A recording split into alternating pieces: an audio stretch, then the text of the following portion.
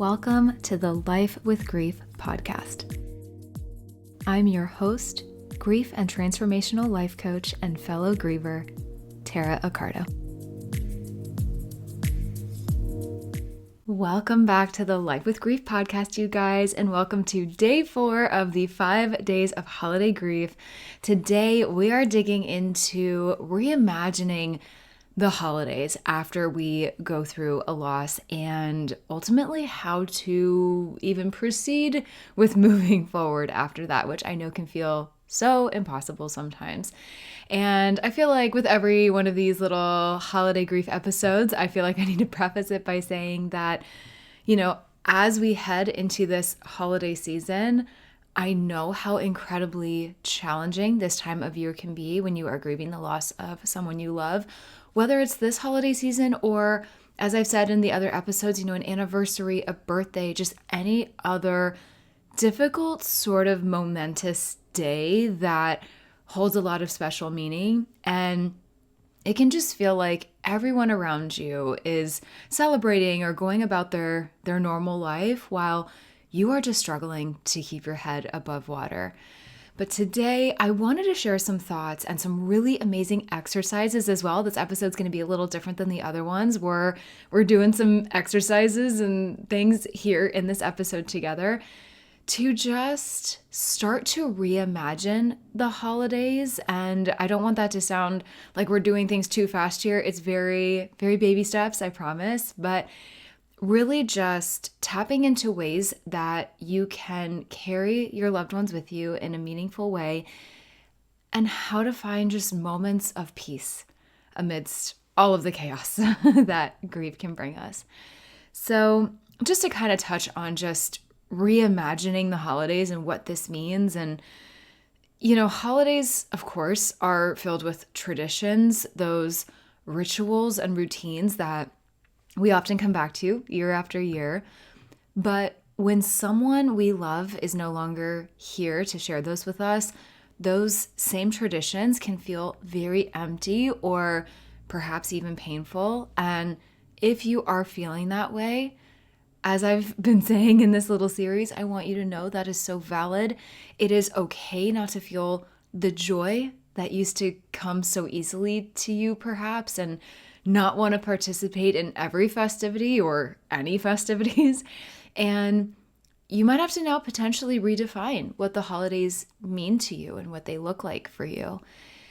And one really powerful way to approach this season is to reflect on which traditions still bring you comfort and which ones you might need to maybe reimagine or perhaps just release. And to do this, I want to just have you consider this and kind of just ask yourself this question, actually. Are there certain elements of the holiday season or traditions or what have you that connect you to the memory of your loved one? Just maybe think about that for a second. Maybe it's a favorite recipe that they used to cook. It's maybe a song that they loved, a place you would go on a walk together on a cool winter's day. Maybe it's a specific game that you all would play. Maybe it's opening gifts the night before and not on the day of, whatever this looks like for you, any big or little nuance here.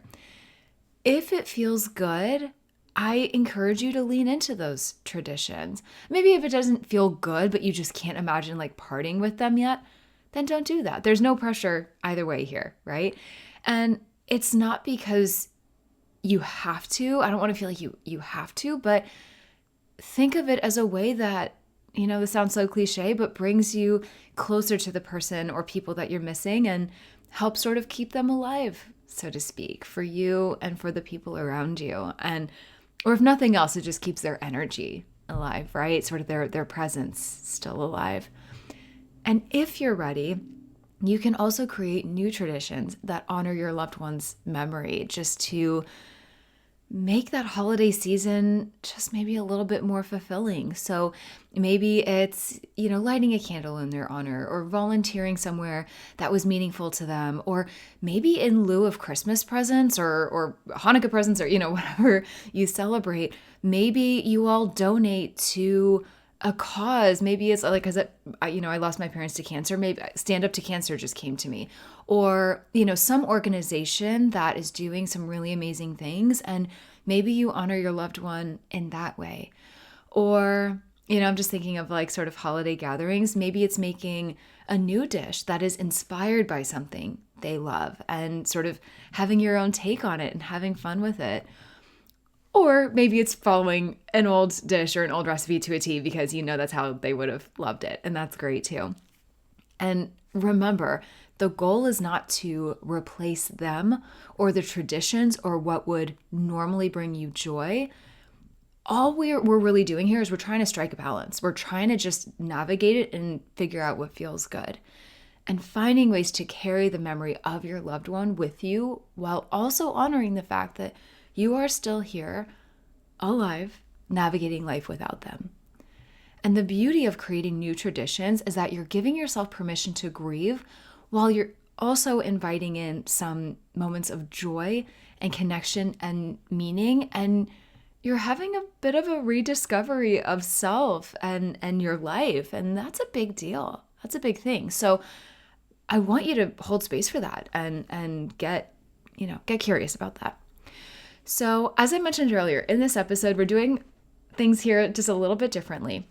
And I want to just preface this, that if you are driving right now, or maybe you're, on a walk, or you're sort of on the go, maybe do this later, or just as I'm talking, give these things some thoughts. And I really want to start off by actually giving you some prompts for processing the holiday season, processing what all of this means for you right now. And I know that reflecting on your grief can feel overwhelming, especially during this time of year. But one of the best ways to start processing those feelings is through journaling or through these sort of self-reflecting exercises. And in doing this, it's a space where you can be completely honest with yourself. And it can also be a really powerful tool for releasing some of the heaviness that you are likely carrying right now. So with that being said, here are just a few prompts and things to think about that might help you navigate the holiday season just a little easier. So, number 1, give this some thought. What holiday traditions do you miss the most with your loved one? And when you think about that, how did those traditions make you feel connected? And if you're in a space right now where you can write these out or even just jot a note down on your phone, feel free to pause this as needed or just kind of go through this with me and take a moment to do that. So the second prompt here is, if you could say one thing to your loved one this holiday season, what would it be? And again, you can pause, you can rewind this, you can do this later, however you need to go through this exercise. Prompt number 3, what new traditions could you create that honor your loved one's memory and bring a sense of peace and clarity to your holiday season? Prompt number 4, what are some ways you can practice self-care and protect your energy during the holidays? Again, self-care, that self-compassion, taking care of yourself, it's so important. It's important all year round, but also keep in mind, like, this is the season where a lot of people get sick. Like, there's so many things. So if your immune system is not at 100%, perhaps because of your grief and because of just the weight of everything, this can impact us both mentally and physically. So I just want to call that out. So again, what are some ways that you can practice that self-care and protect your energy this holiday season? All right, last one here. When you think about your loved one or loved ones, what feelings come up? How can you allow yourself to feel those emotions without guilt or without judgment? And really take your time with these. You don't need to force yourself to write it out if it feels too hard or it's a little too raw right now. Maybe even just choose one prompt of those that resonates with you. But even a few minutes of journaling or doing this reflection each day can really help release some of the tension and sadness that can build up during the holiday season, especially. And I love journaling like this, and I actually think it's great to write it down if you're comfortable with that, because think about it. If you do this perhaps like every year, or you just do some exercise like this and you've written it down, you can look back and see how far you've come and see how you were feeling year after year. And that's a great way to check in with yourself. All right. Those were my prompts for you. And last but not least here, I want to do a quick sort of breathing and mindfulness exercise as well. And this is great for whenever you're feeling overwhelmed. And if you tuned into, I believe it was yesterday's episode, we kind of did a little bit of an exercise. I sort of just gave it to you so you could do it on your own time. But I actually want to do this one with you here. But I really wanted these episodes to encompass actual tools and things that you can use during this holiday season. So definitely go check out yesterday's too if you want even more exercises like this. But of course, it's no secret. The holidays are intense. There's a lot of emotions swirling around. And it can feel like you are just really underwater with it all. So this exercise is just meant to help you kind of ground yourself and find a bit of calm in it all, even if it's just for a few minutes. So let's do this quick grounding breathing exercise. And again, if you're on the go, or maybe if you are driving or you're on a walk, you can still do this.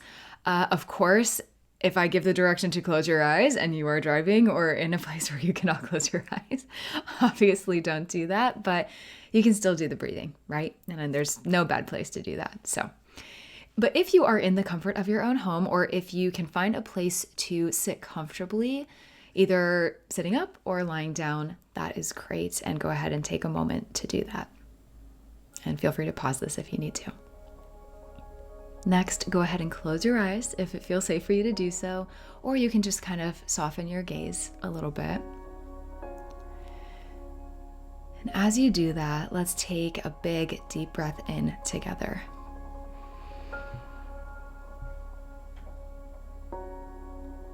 Slowly through your nose and hold that a moment, and then exhale gently through your mouth. Go ahead and do that a couple more times on your own real quick.